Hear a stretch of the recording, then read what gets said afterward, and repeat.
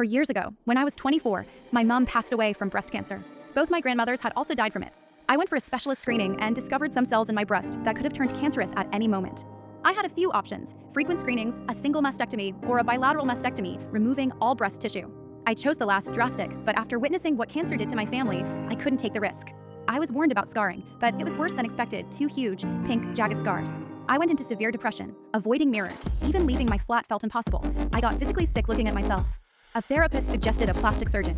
Cream and laser didn't help, so I got implants. My natural F cups became a slightly smaller DD. Slowly, my confidence and self-esteem returned. The scars were hidden, and I could finally look at myself without crying. Fast forward to the present. I'm 28, working in an office. Jill, a coworker, overheard me talking about a holiday with a friend and learned I'd had implants. By the end of the day, half the office knew, but not why. Jill had told them. Over the next few months, Jill made constant jokes about my chest. One friend overheard her calling me a sack of silicone. I asked her to stop repeatedly, but she continued. During lunch, Jill called me shallow while gesturing to my chest. I snapped. I explained my medical history, the scars, the implants, and why judging someone without knowing the full story was wrong. Then I walked away. That day, some coworkers offered support. Others told me Jill was joking and I was overreacting. Then came the HR email. They wanted to speak to me about a hostile work environment. I knew Jill had reported me. I realized I needed ammunition. I found a contract clause allowing an impartial overseer.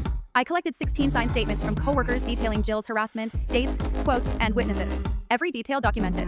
At HR, Debbie tried to oversee me, but I requested an impartial reviewer citing my contract. After some back and forth, the supervisor joined. I presented my evidence: letters, dates, times, medical history, and the lunchroom confrontation. Questions were asked about Jill's behavior and my past. I calmly explained the harassment, my history, and the evidence. 6 people witnessed the lunchroom event, and 16 coworkers provided statements confirming Jill's ongoing harassment. One by one, coworkers were called in. Finally, Jill was called. She returned furious, glaring at me as she packed up her desk. HR email: my case is closed. Jill was fired.